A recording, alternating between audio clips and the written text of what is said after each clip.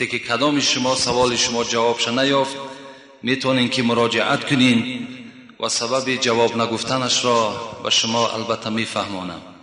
زیرا بعضی سوال‌های هست که البته اون هم خلل پذیر مسجد است هم خلل پذیر در حق ماست.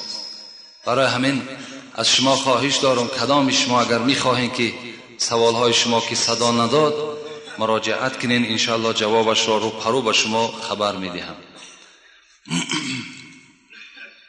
و جمعه آینده خدا خواسته باشد باز تاریخ همون حضرت امام ابو حنیفه امام اعظم صوفی کوفی رحمت الله علیه را که فقط ما و شما از تولد وی آگاه شدیم، خدا خواسته باشد از قصه های او برای شما خبر میدهم.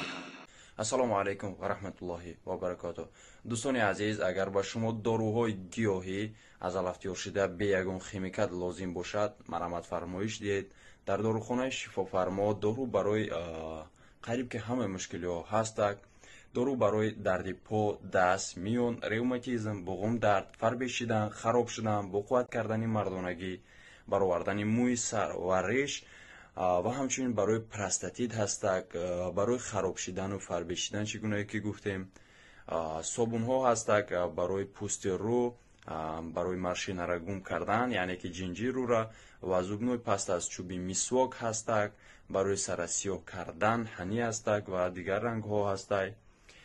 مرحمت برادران عزیز فرمایش ده. همچنین روغن خلبه، سیاه‌دانه و دیگر روغن های طبیعی تازه هم هست. پیامبر اسلام درود خداوند بر او باد می‌فرمایند حجامه شفای امتی من است. شما اگر از بیماری های فشار بلندی، استخوان، رادیکولیت، پروستاتیت، گریژا، روماتیسم، بیماری های سیستم خونگرد، فشار خون، بیماری های دل، درد سینه، تنگی نفس، درد سر و درد چشم و یا اینکه خیرگی چشم و این چنین از وزن زیاد یا اینکه کم وزنی رنج میبرید، حتما در رقم‌های روی اکران بوده در تماس باشید. شخصانی که خواهش گذشتن سرحد قزاقستان را از شهر مسکو دارند برای شما بهترین کمپانی را توصیه می‌دهیم. کمپانی دارای ماشین‌های زمانوی است. شما را آمده از جای زیستتان گرفته با سرحد قزاقستان برده و ساق سلامت با خواست الله آورده میرسانند. در دکومنت‌ها یگان مشکلی باشد خودشان حل می‌کنند. و خوبی کمپانی در این است که برای زنها امکانیت رفتن را داده است.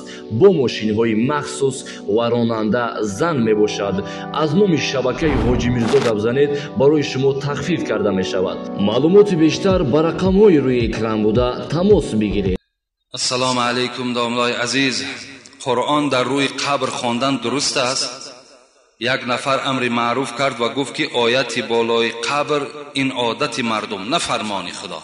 این هزارها نامعقول کرده. شما همین الحال همین بعض جوانهای برآمده است که آیت بالای قبرم انکار میکنن و شما را مثال خلاف مذهب ابو حنیفه میخواهند که رفتار کنید، اینها را گوش ندهید. شما همون امام خطیب ها را گوش کنید.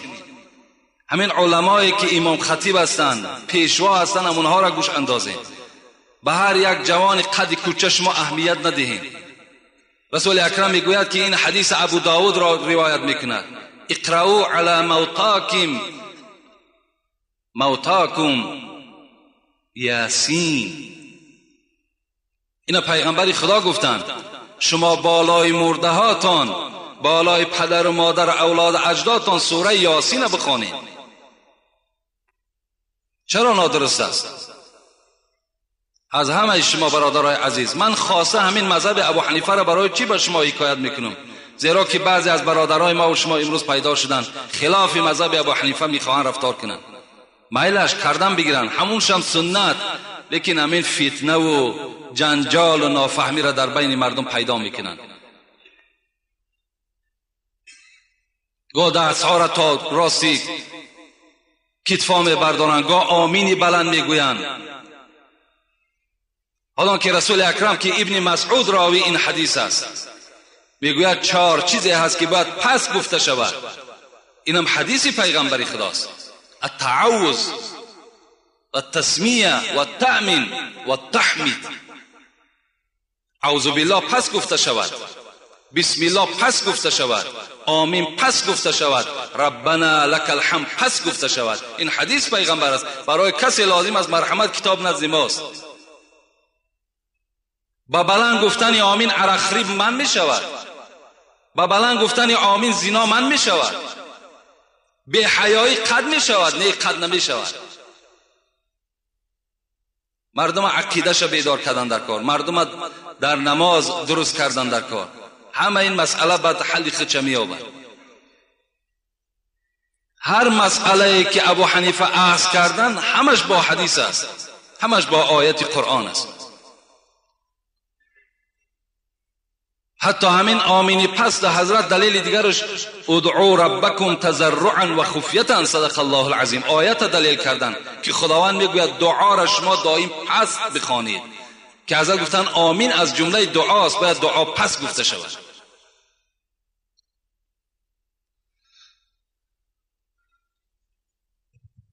این حدیث احمد، ابو داود، حاکم و حدیث حسن است. من چیشم نویساندم، اما اقرأوا علی موتاکم یاسین، بر مرده هاتان شما سوره یاسین خوانید بالای قبر شونده. اینا هم احمد روایت کردن، هم ابو داود روایت کردن، هم حاکم روایت کردن، هم حنان هم روایت این حدیث کردگن و حدیث حسن است اگر اهل حدیث فهم باشد. السلام علیکم بابای حاجی، آیا در توی آیت خواندن جایز است یا نه؟ البته جایز است. امروز همین عقیده ویران در ما و شما پیدا شده است که فقط قرآن در مرده استفاده میکنیم، در زنده نی. روزهای توی چرا ما و شما آیت قرآن نمیخونیم؟ در معرکه ها میریم، خوراک میخوریم، دعا میکنیم و آیت نمیخونیم. چرا نمیخونیم؟ من استمع الى آیت من کتاب الله فله حسنه، گفته است پیغمبر. کسی که اگر آیت قرآن گوش میکند، کسی آیت قرآن میخواند، از برای اون نیکی میرسد. باید که البته در همون خاندان عروس است، شه است، باید که آیت خوانده شود و اونها را باید که ما و شما دعا بتیم. برای مرده لازم بوده است و برای زنده لازم نبوده است. جایز است. السلام علیکم داملای مهربان، اکثر مردم میگویند که با پای راست به خانه و مسجد درآ، با پای چپ برآ، یا اینه که در حاجت خانه و بازار برعکس این. باز میگویند که انگشت دست را نشکن، یا که انگشت را در انگشت نانداز. اینها چه اساس دارند؟ در قرآن در باب اینها گفتگی هست. با احترام مخلصی شما، البته قرآن نه، لیکن حدیث های پیغمبری خدا در این باب هست که شما وقتی که مسجد می درآیین با پای راست درآیین، وقتی حاجت خانه می درآیین با پای چپ درآیین، وقتی بازار می درآیین با پای چپ درآیین و در بازار بسیار نایستین بلکه تیزتر از بازار بیرون شوین و انگشت های دست البته صداش مثال ما و شما زیر میکنیم میبرانیم، این صدای انگشت هاتون نبرانین، انگشت بالای انگشت بار نکنین. اینها همش در حدیث های پیغمبر هست. البته رفتار کنین، اینم یکی از سنت های پیغمبر خداست.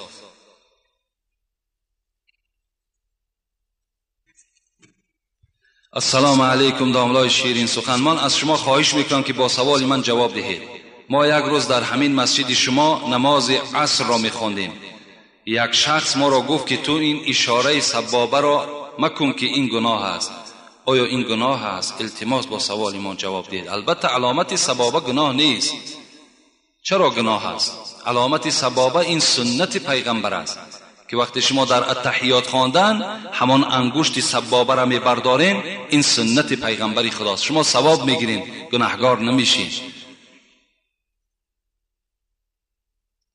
حدیث های خیلی زیاد، حتی ابو حنیفه در کتاب فقه الاسلام و ادلته 4 امام که مذهبش صحبت میکند، صاحب کتاب میگوید ابو حنیفه انگشت جمع نمیکرد، بلکه همون حالت خودش ماندگی اشهد ان لا اله اشهد ان لا گفتند میبرداشتن همین انگشته و میپرتافتن الا الله میگفتند. خود ابو حنیفه میکردن. این در کتاب همون فقه الاسلام و ادلته موجود است. کردنش ثواب، کردنش سنت است. انجام دهین، این گناه نیست. السلام علیکم داملای عزیز، درود و رحمت با شما. من 2 سوال دارم. یا ایتها النفس المطمئنه ارجعی الی ربک راضیة مرضیه فادخلی فی عبادی وادخلی فی الجنه چی معنا دارد؟ این از آیت فجر هست. ما و شما در حالت دوره کردن مرده ها میخوانیم یا ایتها النفس المطمئنه، ای نفس آرام گیرنده، ای نفسی که شما با قضای خدای خود راضی هستین، ارجعی الی ربک راضیة مرضیه، رو به نزد پروردگارت در حالتی که خدا از تو راضی است و تو از خدای خود خوشنود هستی. فادخلی فی عبادی وادخلی فی الجنه، داخل شو در گروه صالحان و داخل شو در جنت پروردگار. این معناش همین است. میگویند آدمانی که از پشت صورت روز قیامت عذاب میکشند، کسی صورت مرده را نگاه کند همان وقت مرده را عذاب میدهند. برای همین پیش از مردن صورت را بسوزانید. راست است. خدا باز هم به شما علم و دانش زیاد عطا کند. البته حق گفتن کسی گفتن صورت گرفتن در اسلام ما و شما اگر بی عذر باشد ما و شما را گناهگار می سازد. ما و شما نه صورت می گیریم نه صورت می کشیم. صورت هایی که لازم است برای پاسپورت، لازم است برای یگان اراده سفر داری، مرحمت صورت گیر، لیکن بیهوده صورت نگیر، بیهوده صورتی تر نکشن که در اصل هرگاهی که به صورت تو نگاه میکنن تو را خداوند عذاب میدهد.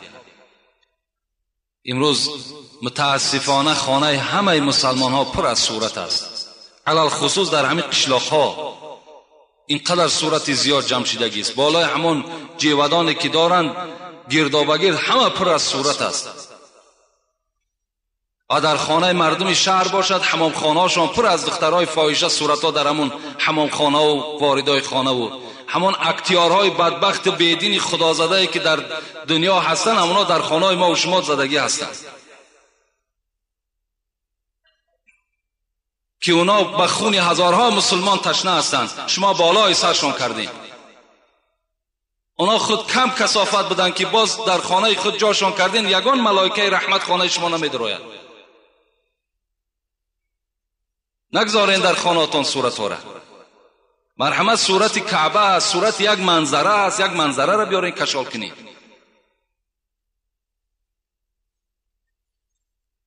السلام علیکم بابای حاجی، سوال مرا جواب دهید. من پدر و مادر را پرسیدم که در بازار کار کنم، گفتا که در خانه کار می باشد. من گپی پدر و مادر رو نگرفته ناپرسیده به قرغن رفتم. 1 ماه پس برگشتم. این عیب من یا عیب پدر و مادر؟ جواب این سوال را دهید. البته برادر عزیز، رضاگی پدر و مادر در همه سفر برای شما ضرور است. حتی که دوره های پیغمبر خدا که چقدر جهاد ذلول بود، وقتی می آمدن جوان ها که پیغمبر خدا را می گفتن که ما با جهاد همراه تو می رویم، رسول اکرم چی می گفتن؟ می گفتن پدر و مادر داری؟ می گفتن بله. می گفت خدمت پدر و مادر را انجام ده، خود جهاد در راه خداست.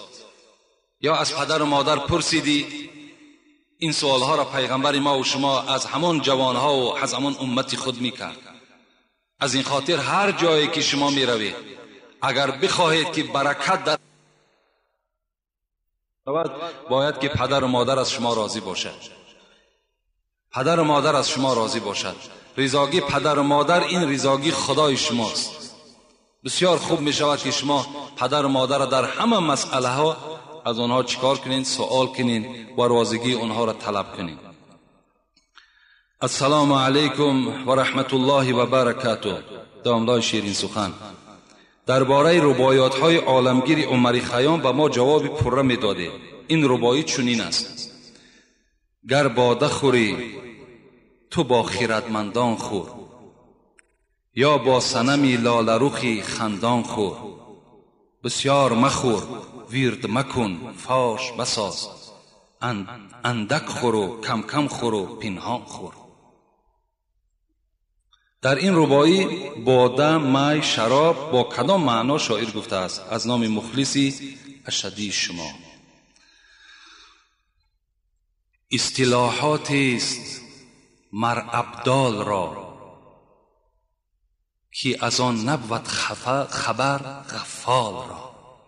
عارفان ما و شما میگد که همین ابدالای ما، ابدال گفته همون اولیاهایی که تخمین 70 نفر هستند، همونها در اصطلاحات خود، یعنی در استفاده کردن شعر خود، می، باده، جام، پیمانه، سبو استفاده میکنند. لیکن شما غفالا، شما غافل ها از معنای اون درک ندارین که اون چی میخواهند در شعر خود. خب حضرت مثنوی باشد، صاحب مثنوی حضرت جلال الدین رومی یک روایت میارد که ان لله شرابا اعده للاولیاء اذا شربوا سکروا و اذا سکروا طابوا.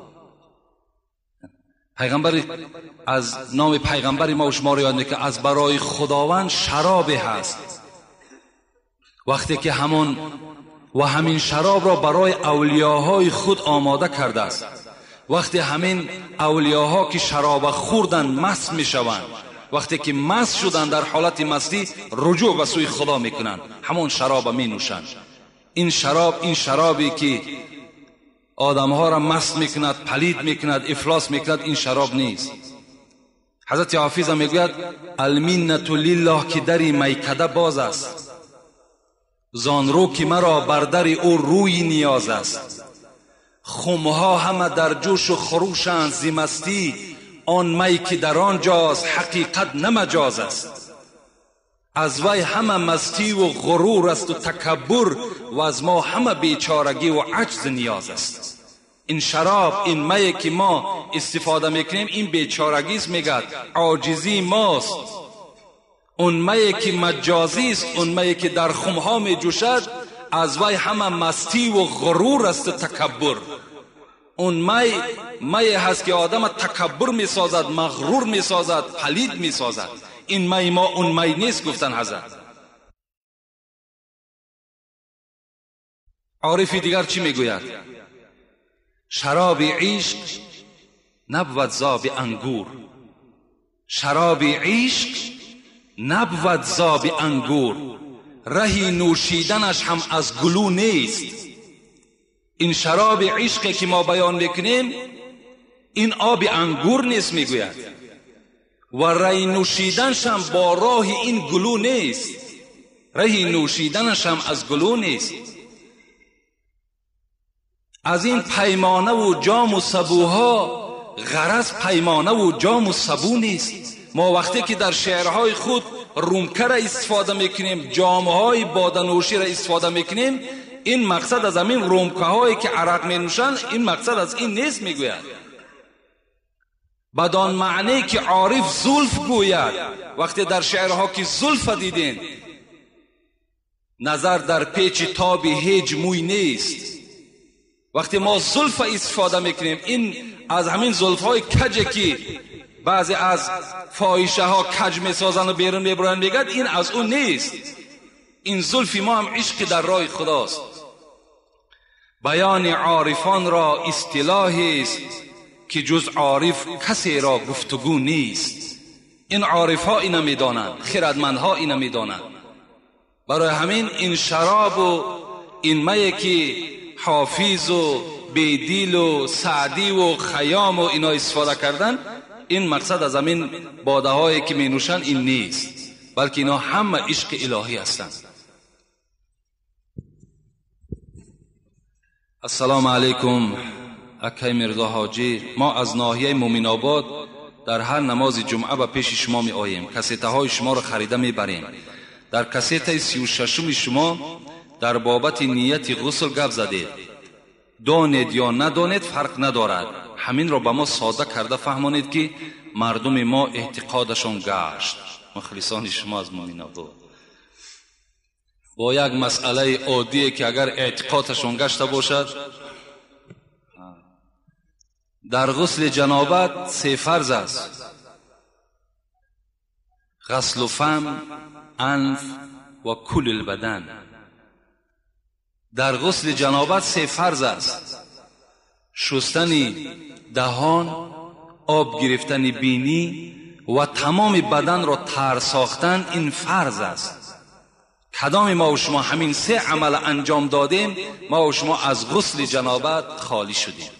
ما دیگر در جنابت نیستیم. و سنت همین غسل جنابت چی است؟ بینه نیت در حتی سنت هم نیست. نیت گفته همون، اگر مقصد این برادرها خواندن همون دعای نویت ان اغتسل غسلا من جنابتی رفع، من نمیدونمش باور کنین. اگر همین باشد این لازم نیست، این لازم نیست. تماما این شما اذیت نکنین، حاجت به اذیت کردنش نیست. هیچ فرمایش، نه فرض نه سنت نه مستحب، در هیچ امر نیست. خلاص ممکن خیلی همون ملاهای همجا مختصر خان باشن، فرضا و سنتای همین غسل تماشا کنید، در هیچ کدام همین نیت آوردگی نیست. برای همون نیتی که در دلتون کردیم برای پاکیزه کردن بدنتون، خودش نیت واقع شد، تمام. شرط نیست که شما را لفظا با دهانتون بخوانید، با زبان خود بخوانید. و سنت همین است که شما پیش از غسل جنابت باید که پیشاب و مثال حاجت خانه داخل شوین، همه را دور بسازین، آمده دستها را شوین، یعنی طهارت کنین پیش از غسل جنابتتون بغیر پایها را شستن. بعد در دوام همین آبازی کردگیتون پایهاتون را میشورین، تمام. شما صاحب هم طهارت هستین، هم صاحب از جنابت خالی شدین. این نیت شرط نیست و لازم هم نیست. داملای شیرین سخن، من از شما خواهش دارم که سوال ما را با پرگی جواب گردونید. 23 فوریه یا 8 مارس در دین اسلام هست یا نه؟ همین رو ما چندین بار گفتیم برادرای عزیز. یکی 1 ینور، یکی 23 فوریه، یکی 8 مارس، یکی 9 می. دیگر ایده های که هستند، اینا ایده های ملی هستند، ملی تاجیکستان ما و شما هستند که اینها را به قید میگیرند. اینا از اسلام ما نیستند، لیکن در تاجیکستان، در تمام دنیا این عید پیشواز گرفته می شود. چرا شما از 40 سوال نمیکنید؟ چرا از 7 سوال نمیکنید؟ چرا از 6 ماهگی سوال نمیکنید؟ چرا از 20 سوال نمیکنید؟ چرا از سال سوال نمیکنید؟ کجای کتاب در اینا هست؟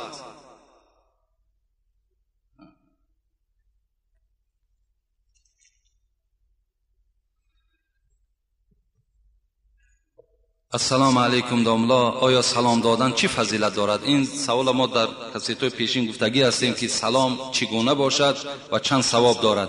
میتونین هم کسیتوی پیشین نگاه کنین، انشاءالله همین فضیلت سلام در او وجود دارد. السلام علیکم داملای شیرین زبان، از شما خواهش دارم که درباره حرمت نان 1-2 سخن میگفتید، چون که در کوچه ها نان ریزه ها رو میبینیم که پرتافته شده است. گناه این چیست میگفتید؟ با احترام مخلص اشدی شما. البته هر یک نعمتی را که شما اگر با قدرش نرسین، خداوند اون نعمت از شما میگیره. و اذ تعذن ربکم لئن شکرتم لازیدنکم و ان کفرتم ان عذاب لشدید. خدا در سوره ابراهیم میگوید اگر هر نعمتی که من بر شما میدهم، چه از خوردنی باشد، چه از تنی صحت باشد، چه از نوشیدنی باشد، اگر با قدر اون نرسیدید، شکرانه او را به جا آوردید، خداوند وی را از شما میستاند میگیرد و عذاب خدا بالای شما سخت میشود. شکر کنی نعمتت افزون شود، ور نکنی از کفت بیرون شود. البته نانم یکی از نعمتهای خیلی قیمتی هست که تمام نعمتهای دنیا دل آدم میگیرد، لیکن نان نمیگیرد. در همه طعام، در همه حالت نان ما و شما خورده میتوانیم. وقتی او را زیر پاکی پرتافتی، حتی در حدیث های من 1000 حدیث هم آمدگی است که پیغمبر خدا گفتن اکریم الخبز، شما نان را احترام کنید، نان احتیاط کنید. صد افسوس که امروز معرکه های ما و شما تماما توجه به نان نمیدیم. نانها در بالای دسترخوانها قاق میشوند، نانها در داخل دسترخوانها همون پوپنچک میگیم چی میگیم همونها میزند، پروا نداریم، اهمیت نمیدیم.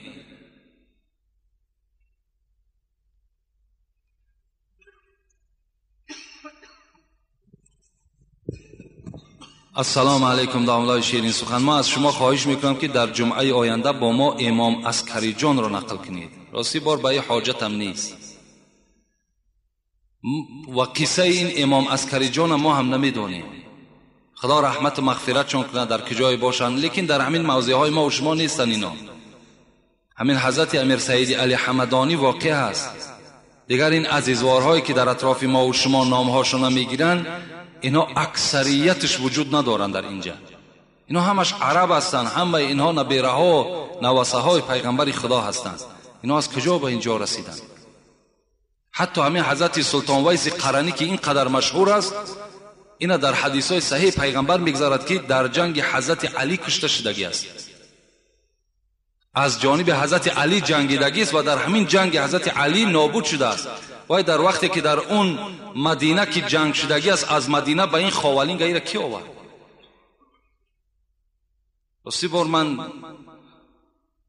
با حضور همون حضرت، لیکن سلطان ویس قرنی بسیار آدمی به نهایت به خدا نزدیک آدم بودن، زیرا پیغمبر خدا را ندیده بودن، لیکن پیغمبر خدا از سلطان ویس قرنی یاد کردگی هست. در حدیث میگذرد که ابوبکر را میگوید که ابوبکر تو وی را نمیبینی، لیکن عمر تو وی را میبینی و طلب کن که در حق شما دعا کند.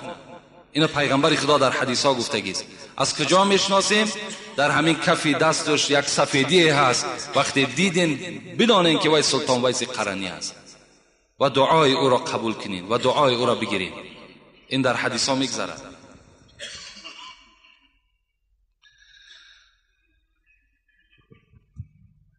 اینجا یک شعر نویساندن، التماس همین شعرهایی که شما ایجاد کردین رحمت، لیکن همین شعرها و این شعرها ما باور کنین یعنی سزاوار هم نیستیم. قدر شعرهایی که مثال در اینجا این قدر وصف و صفت کردن. برای همین سوالش رو میخونیم. سلام داملای عزیز و عالی، قدر ما از شما خواهش میکنم که به سوالهای ما جوابهای درست دهید. سوال ما چنین است: در یگان پنجشنبگی دعا کنن در دسترخوان کارچه باشد درست است؟ این کارچه میره دعا را نمیگیره. در پنجشنبگی دعا کردن با بودن کارچه و نبودن کارچه هیچ حاجت نیست. تا حال همون عقیده های کهنه و عقیده های باطله که هستن، همینا تا حال در معنی سر ما و شما جا دارن. اگر با پیش نماز گذارن نمازت قبول می شود یا نه؟ البته نماز قبول می شود نمی شودش این نزد خداست، لیکن نماز شما را نمی برد. یعنی بعضی آدمایی هستن که از پیشون آدم میگذرد در حال چیکار میکنن؟ میگن نماز من بریده شد. نه، نماز بریده نمی شود، نماز فاسد نمی شود، ویران نمی شود، نماز دوام ده. همون آدم گذرنده گناهگار می شود. کسی با پیش نماز کسی میگذرد، حتی حضرت امام ابو حنیفه چی گفتن؟ گفتن من 40 سال در یک جا راست ایستادن به عهده میگیرم، لیکن به پیش نمازخوان نمیگذرم، از گناه وزنین بودن این. برای کسی که نماز میخواند اول جای خودش را مناسب کند، یک جای بخواند که جای گذرگاه مردم نباشد و هر یک آدم گذرنده هم احتیاط کند به پیش آدم نمازخوان نگذارین که گناهگار میشوید. لیکن وقتی گذشتین شما گناهگار شدین، لیکن در نماز او هیچ خلل پیدا نشده است، هیچ نقص پیدا نشده است. اگر در کرته یا در سله صورت زنده باشد نماز خواندن درست است یا نه؟ داملای عزیز، البته که امروز روزی هست که روز اجابت دعا. شما دعا کنید که بابای ما چشمانشون بنا شوند. در کرته و در جای نماز و در سله و در کجای، در خانه و در کجایی که صورت باشد شما از ثواب نماز محروم هستید. اگرچه نماز شما باطل نشد، فاسد نشد، لیکن هیچ ثواب در اون نماز شما باقی نیست. خداوند این بابا را شفای کامل و شفای عاجل نصیبش بگرداند. آمین یا رب العالمین. السلام علیکم داملای شیرین سخن، من از شما یک خواهش دارم که با همین سوال من جواب گردانید. من ستر عورت کردم، با من شوهرم میگوید که اگر ستر عورت نکنی فهمید که شما زن من نه. مادرم باشد میگوید که اگر ستر محکم کنید من شما را نه در دنیا میبخشم و نه در آخرت. من چی کار کنم؟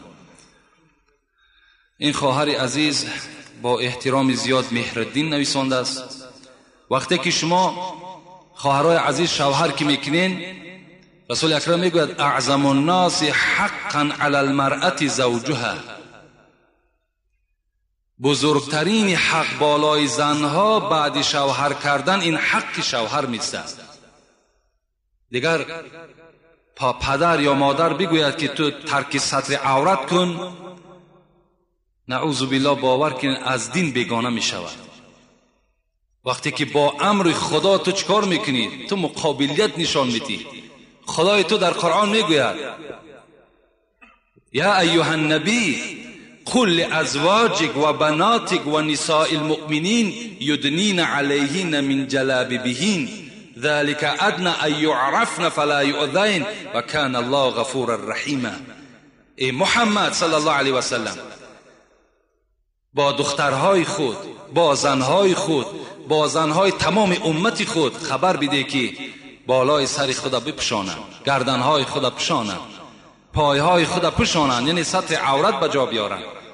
وقتی تو امر خدا را که مقابلیت نشان میدهی، مسلمانی تو کجا میشود؟ و این دختر حق دارد که سخن پدر و مادر اینجا قبول نمیکند، اگرچند شوهرم که نداشته باشد. حالان که وقتی صاحب شوهر شد، سخن شوهر گذر دارد، سخن پدر و مادر گذر ندارد. السلام علیکم داملای شیرین سخن. ما که در دین اسلام خواهش داریم و کسیته های شما را گوش میکنیم و من میخواهم که سبق گیرم.